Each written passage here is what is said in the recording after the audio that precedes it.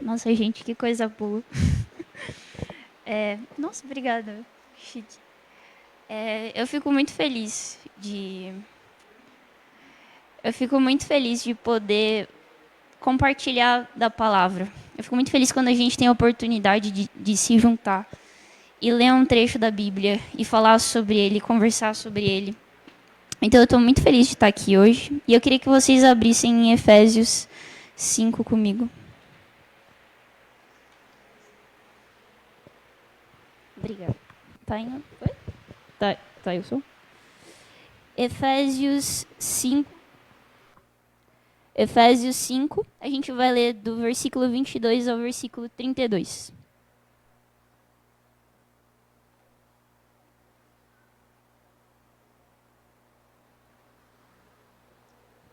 Está escrito assim: Mulheres, cada uma de vós seja submissa ao marido, assim como ao Senhor. Pois o marido é o cabeça da mulher, assim como Cristo é o cabeça da igreja, sendo ele mesmo o salvador do corpo. Mas, assim como a igreja está sujeita a Cristo, também as mulheres sejam em tudo submissas ao marido. Maridos, cada um de vós ame a sua mulher, assim como Cristo amou a igreja e a si mesmo se entregou por ela, a fim de santificá-la, tendo-a purificado com o lavar da água pela palavra, para apresentá-la a si mesmo como igreja gloriosa, sem mancha, nem ruga, nem qualquer coisa semelhante, mas santa e irrepreensível. Assim, o marido deve amar sua mulher como ao próprio corpo. Quem ama sua mulher ama a si mesmo, pois ninguém jamais odiou o próprio corpo. Antes, alimenta-o e dele cuida. E assim também Cristo em relação à igreja, porque somos membros do seu corpo. Por isso, o homem deixará pai e mãe e se unirá à sua mulher, e os dois serão uma só carne. Esse mistério é grande, mas eu me refiro a Cristo e à igreja. Jesus, muito obrigada, Pai. Muito obrigada por mais uma vez a gente poder se juntar e ouvir aquilo que o Senhor quer falar para nós. Eu não acredito que eu vou compartilhar nada de novo, mas o que eu peço é que o Senhor traga uma nova revelação aos nossos corações. Que cada palavra que sair da minha boca não seja eu, mas seja o Senhor. Eu peço que aquilo que o Senhor tem trazido, Pai, possa nos moldar para ser a igreja que o Senhor merece, para ser a noiva que o Senhor merece. Em nome de Jesus. Amém. Esse texto normalmente é lido em encontro de casais, mas não é um encontro de casais. Porque o texto ele traz uma aplicação prática falando de casamento, né? Ele fala de como o marido tem que tratar a esposa. Só que essa aplicação prática, ela é baseada no relacionamento de Cristo e a igreja. E esse texto, ele é muito informativo, de eu usar esse termo, de como é o relacionamento de Cristo com a sua igreja. E quem escreve esse texto é Paulo, e Paulo eu acho que ele tem um bom histórico para poder falar de igreja. Porque, claro, que ele evangelizou os gentios, ele fez lá a parte dele, ele ajudou muito no começo da igreja primitiva. Mas, ao mesmo tempo, Paulo amava a igreja. Eu sei que a gente está acostumado com Paulo ter aquela postura dura e forte, ele realmente tem. Esses dias eu até li um texto dele que ele falava, como é que era? Quem não aceita Jesus, seja amaldiçoado. Aí eu olhei, que caraca. O mano era calminho, graças a Deus. Mas ele amava a igreja. Quando a gente começa as cartas, a gente começa a ler e você vê que ele, mesmo não conhecendo muitas das igrejas, ele queria encontrar aquele povo. Ele fala em 2 Coríntios, depois de ter dado uma bronca na galera, que ele escreveu aquilo com lágrimas nos olhos, de tanto que ele amava a igreja. Então, Paulo é um bom exemplo. Só que Paulo não é um bom exemplo por mérito dele, porque Paulo era homem assim como eu e você. Mas Paulo ele é um bom exemplo porque ele aprendeu com o maior dos exemplos, que é Cristo. Ele aprende a tratar a igreja com Cristo. E isso a gente vai ver nessa passagem. Porque a pessoa que mais sabe tratar a noiva é o próprio noivo. E eu sei que algumas coisas que a gente faz hoje nas nossas reuniões mudaram. Não são que nem na época de Paulo. Mas uma coisa não mudou, que Cristo é o centro da igreja. Então as palavras que Paulo falou naquela época ainda valem para a gente hoje. E por que eu estou falando isso? Porque muitas vezes nós não temos um relacionamento saudável com a igreja do Senhor. A começar, isso é assim, gente, tudo que eu for falar aqui, obviamente, começa em mim. Tudo que eu for falar aqui começa numa autoanálise, numa autocrítica. Mas eu acho que muitas vezes nós perdemos a noção de que a igreja de Cristo, ela é a noiva de Cristo. Ela é a noiva do Senhor. Muitas vezes nós resumimos a nossa visão de igreja a algumas coisas. Eu digo resumimos porque a igreja ela vai englobar essas coisas que eu vou descrever, mas elas não são só essas coisas. Então, às vezes, nós resumimos o que a gente entende como igreja às reuniões que acontecem.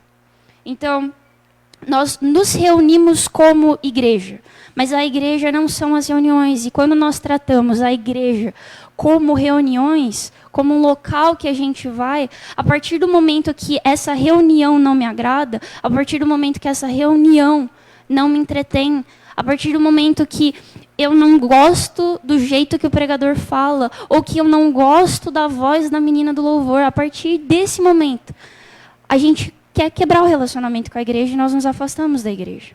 Às vezes, nós resumimos a visão que nós temos de igreja às opiniões que nós temos das pessoas. Então, entra no clássico, Jesus é da hora, mas o seguidor atrapalha, então eu vou me afastar.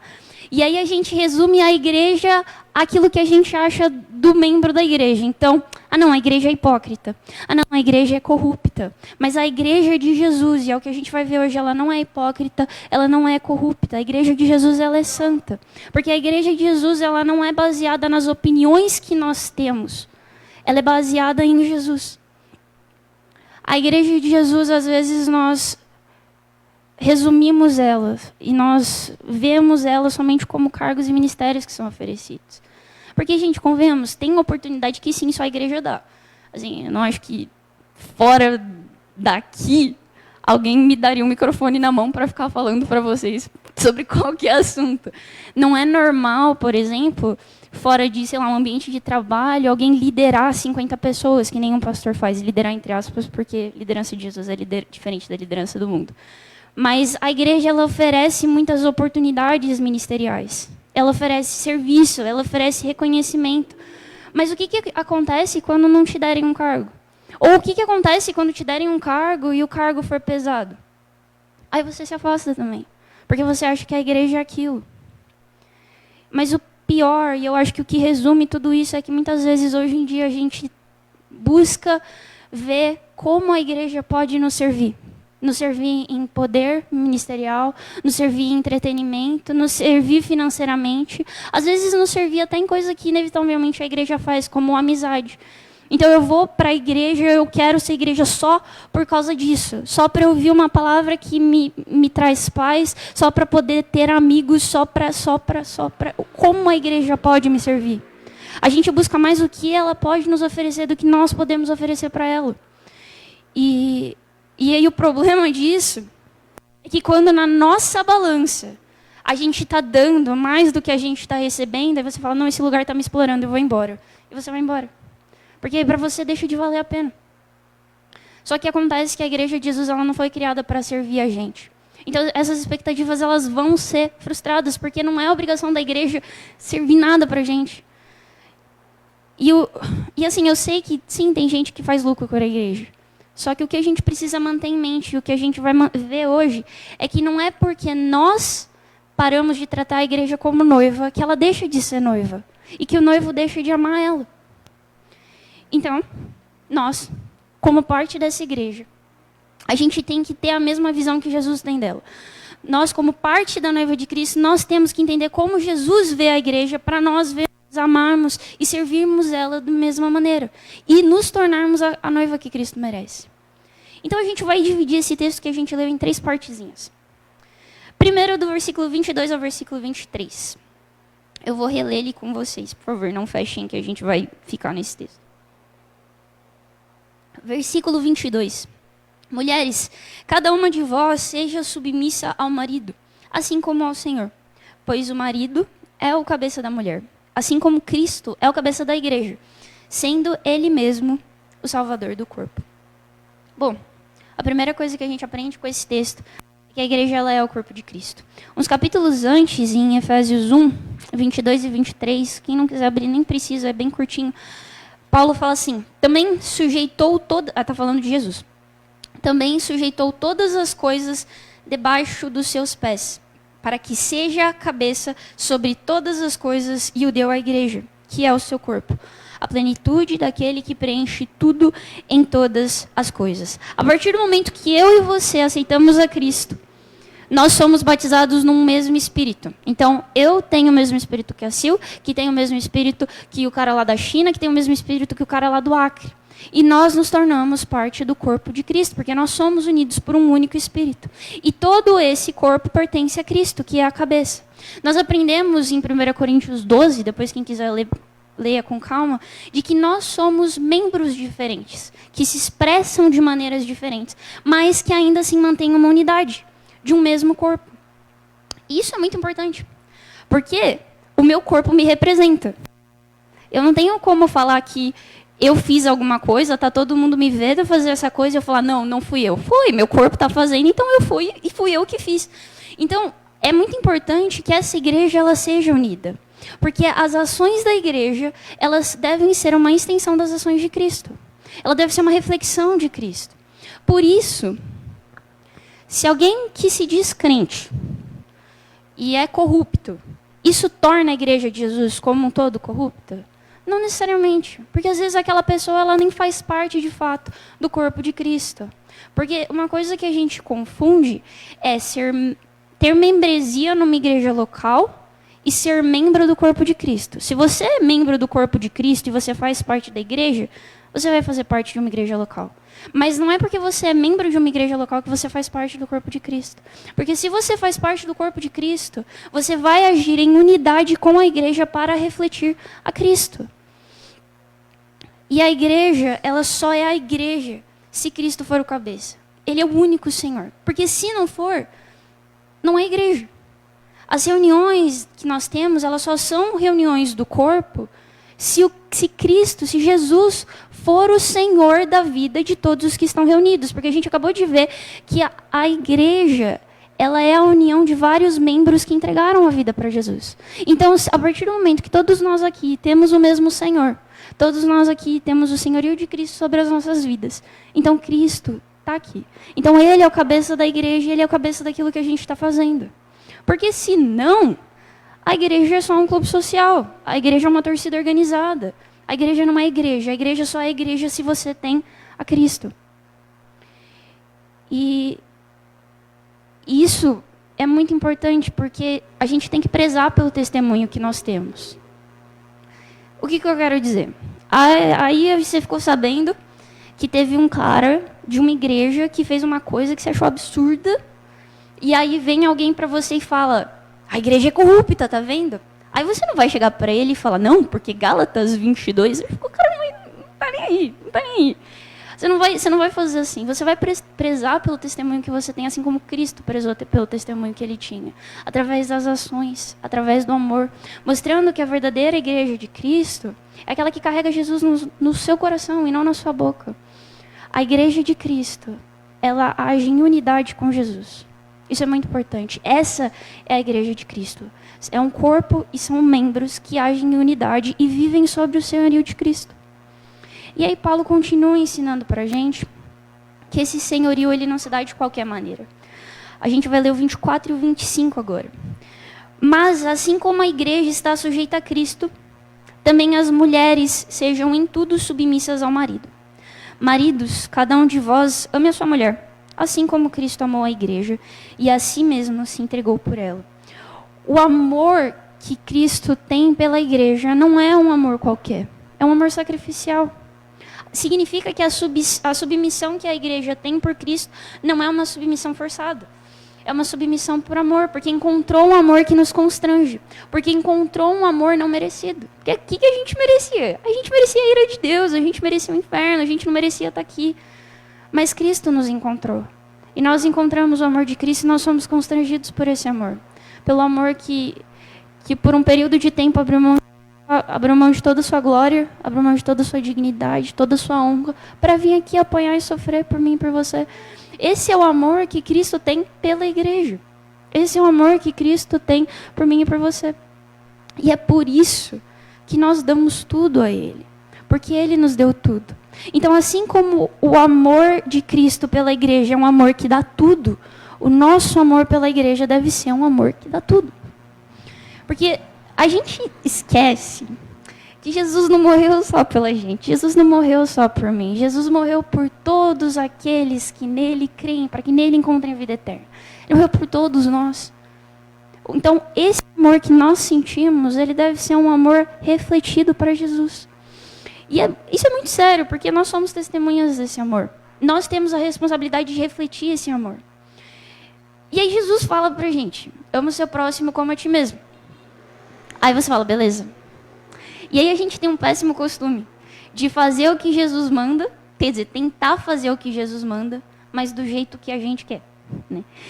E aí, a gente ama todo mundo que é próximo. A gente ama o cara do nosso trabalho, a gente ama o cara da nossa escola, a gente ama a nossa família, a gente ama todo mundo que é próximo. Eu só não vou amar o próximo, que é a irmã que senta do meu lado, que esqueceu de passar desodorante, levanta a mão durante o louvor e eu passo mal com o cheiro do sovaco dela. Aí eu amo todos os próximos, mas eu não amo aqueles que Cristo amou de tal maneira que deu seu único filho para morrer por eles.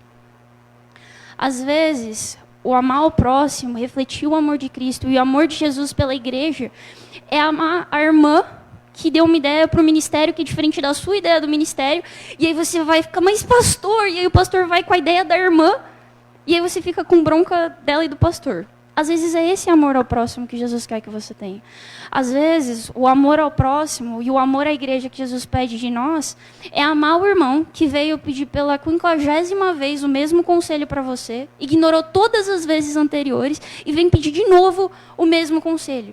E aí amar ele e amar a igreja como Cristo amou é ouvir o irmão, é dar o conselho de novo para o irmão e falar, vai na paz, irmão, que Jesus te dê sabedoria, mas amém.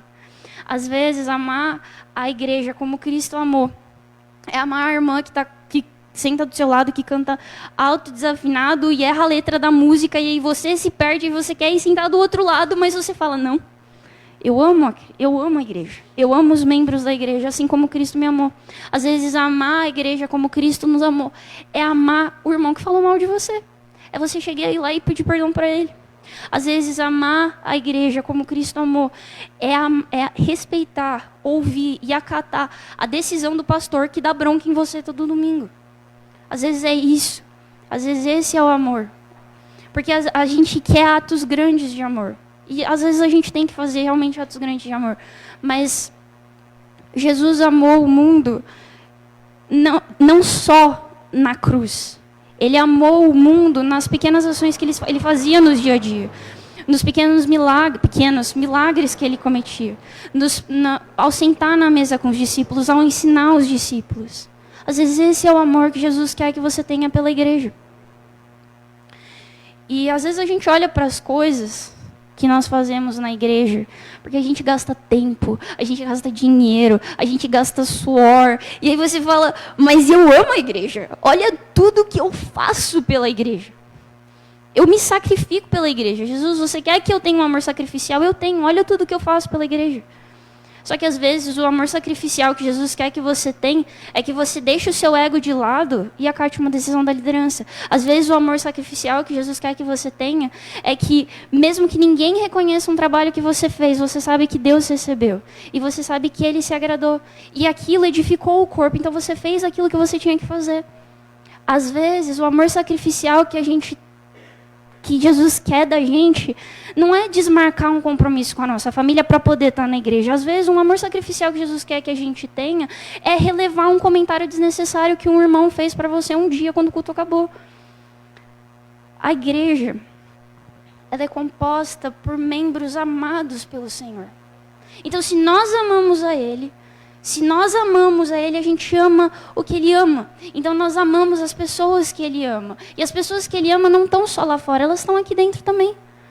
Se nós amamos a Ele, e nós vemos que Ele deu tudo, sem reclamar. Jesus não reclamou. Jesus falou, se possível, Pai, afasta de mim esse cálice, mas não foi da vontade de Deus. Então, Ele acatou aquela decisão, Ele não reclamou. Ele deu tudo. Então, nós também devemos dar o nosso tudo, sem reclamar. Porque a igreja e Jesus, elas são desassociáveis. Onde Jesus vai, a igreja vai. A verdadeira igreja vai. Onde a igreja vai é porque Jesus está lá. E eu estava pensando nisso, eu lembrei de um exemplo muito bobo. É só uma historinha para vocês irem, mas é que para mim foi verdade. É que nem quando você convida o namorado. Então, a namorada, ela tá automaticamente convidada. Não tem como. Eu lembro que ano passado eu fui fazer aniversário, e aí eu não gosto de confronto, né? Então, quando eu fui fazer a lista, né, eu ia chamar só os meus amigos, assim. Aí eu fui fazer a lista, eu falei, não, vou chamar esse aqui. Vou chamar esse aqui também, porque me chamou para o aniversário, é meio chato eu não chamar para o aniversário, né? Não, mas esse aqui também, porque ele vai ficar sabendo, e aí, né? E aí nisso a lista foi crescendo, foi crescendo, foi crescendo. Eu falei, não, deu. Deu. E aí tinha uma menina que eu falei assim, não vou chamar, né? Porque me chamou para o aniversário, é chato. Tal. 3 dias antes do meu aniversário, a menina começa a namorar. Aí eu olhei, eu falei assim, cara, mas eu não tenho amizade com o namorado dela. Eu não vou chamar o namorado dela, eu não tenho amizade com ele, não faz sentido eu chamar ele. Adivinha quem estava no aniversário? Ele. O ponto é, você chama o namorado, a namorada vai junto. Você chama o marido, a mulher vai junto. Porque é desassociável, é desassociável. E a noiva de Cristo é desassociada dele. Se você ama ele, você ama a noiva. Mas você não gostar de um namorado de um amigo seu, meu, dá ruim. A amizade está muito ruim. Então, se nós amamos a Cristo, nós amamos a sua igreja. E Paulo continua. Eu já estou quase terminando já. E Paulo continua. No versículo 26 e 27, eles são uma continuação da frase do versículo 25. Então, eu vou reler o 25 e nós vamos ler o 26 e 27. Maridos, cada um de vós ame a sua mulher. Assim como Cristo amou a igreja e a si mesmo se entregou por ela, a fim de santificá-la, tendo-a purificado com o lavar da água pela palavra, para apresentá-la a si mesmo como igreja gloriosa, sem mancha, nem ruga, nem qualquer coisa semelhante, mas santa e irrepreensível. Jesus não morreu pela igreja simplesmente por morrer. Ele tinha um plano para a igreja. Jesus tem um plano para a igreja. E Cristo morre pela igreja para que ela possa ser santificada. É o que o versículo está falando. E essa santificação, ela começa a partir do momento que nós somos confrontados pela palavra. Nós somos confrontados pela palavra, nós pedimos perdão pelos nossos pecados, nós somos batizados e nós fazemos parte do corpo de Cristo. A santificação começa aí. Só que a santificação, ela não é um momento único. Ela é um compromisso para uma vida toda. Porque você, noiva, você não vai casar no dia seguinte. Você é noiva e aí você passa por um processo de noivado. Porque você se prepara para aquele dia. A mesma coisa com a igreja. A igreja, ela conhece a Cristo, ela é santificada, mas ela continua, ela segue um processo de santificação. A noiva de Cristo, ela vive para se preparar para o encontro com o noivo. Para se preparar com o encontro com o Senhor. E Paulo, ele fala muito claramente desse processo que ela tem que viver. Porque quando chegar no final desse processo, o que ele fala aqui no dia 27, para apresentá-la a si mesmo como igreja gloriosa, sem mancha, nem ruga, nem qualquer coisa semelhante, mas santa e irrepreensível. E a igreja, ela só vai chegar no final desse processo como santa e irrepreensível se ela não abandonar esse processo de santificação. A igreja do Senhor, para ela chegar nesse dia da maneira como ela deve chegar, ela deve guardar a fé. Ela tem que tomar muito cuidado para aquela fé que ela primeiro teve no Senhor e Salvador das nossas almas, ela não abandonar, para ela não apostatar. A igreja, para chegar e completar esse processo de santificação, ela tem que se comprometer em se manter pura. Em meio a tantas coisas que a gente vê por aí, tantas coisas que a gente ouve por aí, a igreja, ela precisa ter o compromisso de se manter pura. A igreja, para chegar viver esse processo de santificação e se encontrar com o noivo irrepreensível, ela precisa se comprometer em crescer na palavra. E considerando que nós somos parte da igreja, nós somos parte do corpo, nós temos que ter o compromisso com isso. Nós temos que ter o compromisso não só nosso, mas de todos os membros da nossa comunidade de fé, de ajudar eles a guardar a fé, de ajudar eles a se manterem puros, de ajudar eles a se comprometer em crescer na palavra, porque isso não é só a responsabilidade do pastor, isso é uma responsabilidade minha com o meu irmão. Paulo fala, suportai-vos uns aos outros, apoiem uns aos outros. A gente muitas vezes fica preocupado com a nossa vida espiritual individual. Isso é importante, você tem que ficar de olho, você faz o que você pode para você. Mas, como eu disse, suportai-vos uns aos outros. É muito bom que você tenha o seu devocional todo dia, mas o irmão que está do seu lado tem também. Às vezes ele precisa da sua ajuda para isso. Às vezes ele precisa da sua ajuda para orar. Às vezes ele precisa da sua ajuda para ler a Bíblia. Às vezes ele está no momento que ele precisa de você. E você, como parte do corpo, você tem essa responsabilidade. Não cabe só no gabinete pastoral. Isso cabe para você também como irmão. Uma comunidade de fé, ela vai ter uma boa saúde espiritual quando todos os membros estiverem bem espiritualmente. Então, além de olhar para cima, a gente tem que olhar para o lado. Isso vale também para você prezar pelo momento do culto. Para você... Cara, se a gente voltar uns versículos antes dos que a gente leu, aqui no 19, no 5:19, Paulo fala assim: falando entre vós com salmos, hinos e cânticos espirituais, cantando e louvando ao Senhor no coração. Isso faz parte de uma devoção de uma igreja saudável. Como igreja saudável, analise a palavra. Analise o que está sendo dito. Analise se na igreja que você está indo, na comunidade que você está indo, se está sendo pregado a palavra. A Bíblia fala para a gente ser que nem os bereanos. Ou seja, o que essa pessoa está falando? Não importa se eu gosto do jeito que ela fala. Isso aqui está na Bíblia. Isso aqui tem base bíblica. O corpo de Jesus está crescendo com isso. Então, analise a palavra. Participe do momento de louvor. Participe da sua igreja. Porque Cristo ama a igreja. E a gente leu nesse texto aqui, lá pelo versículo 28, que fala que aquele que ama, ele cuida. E ele ajuda no seu crescimento. Então, por amarmos a Cristo, o mínimo que a gente pode fazer é amar e cuidar da noiva dele como ela merece ser amada e cuidada. E isso inclui nós. Isso inclui o nosso irmão. Então, independentemente do sacrifício que isso nos custa, se ele pede por isso, é o que nós temos que entregar. Nós somos chamados para sermos servos uns dos outros, guiados e direcionados pelo amor de Cristo. E a igreja, uma coisa que a gente nunca pode esquecer, é que a igreja ela não está aqui para nos servir. A igreja está a serviço de Jesus. E aquilo que Jesus pede, ele sempre deixou muito claro, é que nós amemos a Deus sobre todas as coisas e amamos aos próximos como nós mesmos. Amém? Eu quero orar com vocês para a gente terminar. Jesus, eu te agradeço pela sua palavra, porque ela nos ensina, ela sempre nos ensina. Eu te agradeço porque o Senhor nos dá sempre a oportunidade de sermos melhores, Pai. Não pelas nossas forças, mas pela força do Teu Espírito. Então, por isso, nós pedimos que a Tua igreja te sirva melhor. Que a Tua igreja, Pai, possa aprender a amar, a enxergar o nosso próximo, a cuidar do nosso próximo, assim como o Senhor faz.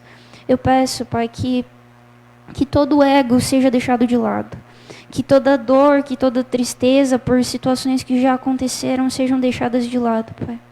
Mas que, acima de tudo, reine na nossa mente, no nosso coração, o amor que nós temos pelo Senhor.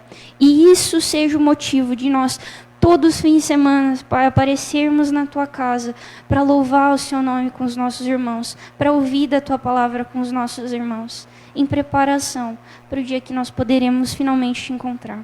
Em nome de Jesus. Amém. Amém.